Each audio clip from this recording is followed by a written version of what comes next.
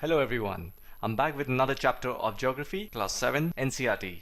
Chapter 6 Natural Vegetation and Wildlife. So, in this chapter, our main focus will be towards two broad categories, that is, the types of natural vegetation and the relationship between the height of the land and character of a vegetation. So I would like to put a disclaimer before we start this topic. Under the type of natural vegetation, we will be talking about forests. So if in case you haven't checked out my class 6th last chapter, that is chapter 8th about wildlife and vegetation, in that we have nicely covered about the various forests like tropical rainforest, tropical deciduous forest. So I recommend you should go back and check it out once. I'm going to put the link of that video in the description of this video. Just have a look at it.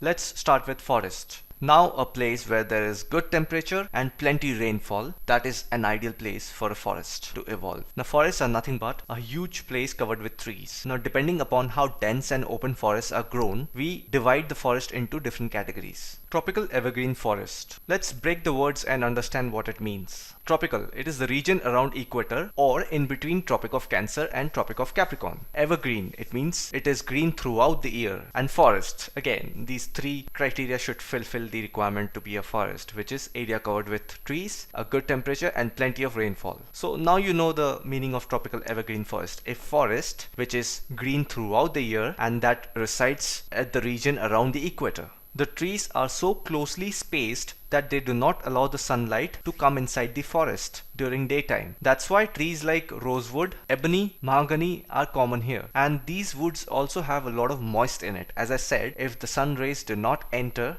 the stem of these trees will have a lot of moisture in it.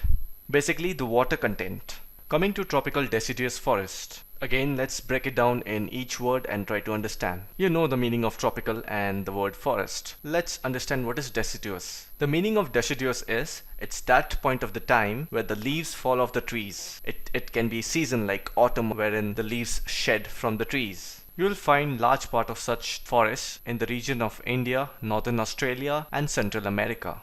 The trees shed their leaves to conserve water because think of it this way, they cannot provide water to millions of tree leaves, hence they tell them to go away so that the stem, the wooden part of the tree can have all of the water. So some of the hardwood trees found in these forests are sal, teak, neem and sesame. They are extremely useful for making furniture, transport and construction materials. Now some of the animals that are found in these forests are tigers, lion, elephant, langoose and monkeys. Think of it this way, this is a dry sort of a forest and these kind of animals like to stay in dry area because they don't want to get wet in tropical evergreen forest because there's plenty of rainfall over there. So think of it this way, it will be easy to remember. The next kind of forest is the temperate evergreen forest. So again, let's break it down into words and try to understand what it means. The meaning of temperate is the region between the Tropic of Cancer and Arctic Circle. Similarly, in the southern hemisphere, it's between the Tropic of Capricorn and Antarctic Circle. So if you look at the map, you can see that region pretty clearly.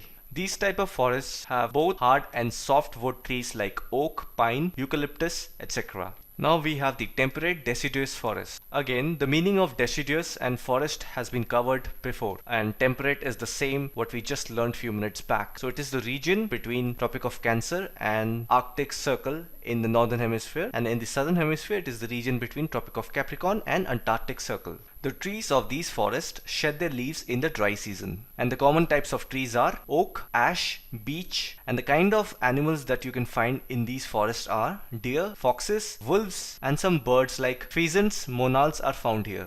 Now moving on to the next topic, Mediterranean vegetation. So again, let's try to break it down into words and see what it means. The meaning of Mediterranean is, it is the region near Mediterranean Sea. It is also completely enclosed by lands of Europe and Africa. And vegetation is nothing but plants considered collectively. They are called vegetation. So that is the meaning of Mediterranean vegetation. So here we are talking about collective plants that grow in Mediterranean region. So we are going to read about that. So the kind of vegetation found near the Mediterranean area consists of broad-leaved evergreen shrubs, bushes and small trees. And now the climate over here is hot, dry summers and mild, wet winters. Now this similar kind of environment can be found in the southwestern North America and southern Africa and some part of the southwestern Australia. Now these places are famous for growing citrus fruits such as oranges, figs, olives and grapes. That's why you'll see a lot of vineyards in these places. And about wildlife, there isn't much wildlife here.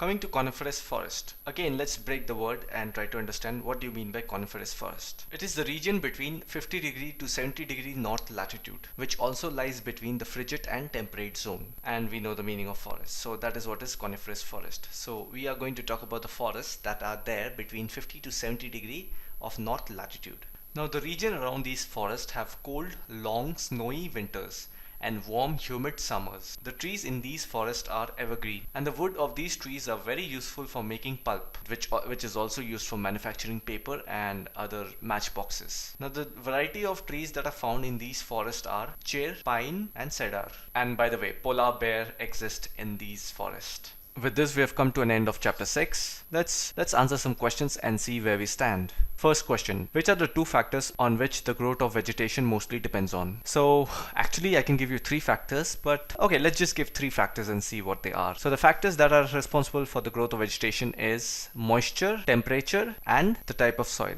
Second question, which are the 3 broad categories of natural vegetation? 3 broad categories of natural vegetation are forest, grasslands and shrubs. Third question, name the 2 hardwood trees commonly found in tropical evergreen forest. So remember, we are talking about tropical evergreen forest. So these forests will have full of moisture and the wood are partially wet. So the answer is teak, rosewood. Fourth question, in which part of the world are tropical deciduous forests found? Tropical deciduous forests are found in India, Central America and Northern Australia. Fifth question, in which climatic conditions are citrus fruits cultivated? So remember the topic when we were reading about Mediterranean vegetation? Mediterranean climatic conditions are good for citrus fruit cultivation. Sixth question, mention the uses of coniferous forest. The coniferous forest is useful for the trees that it has. The trees are good for using to make pulp, paper, matchbox, etc. Last question, in which part of the world is seasonal grassland found? Seasonal grasslands are found in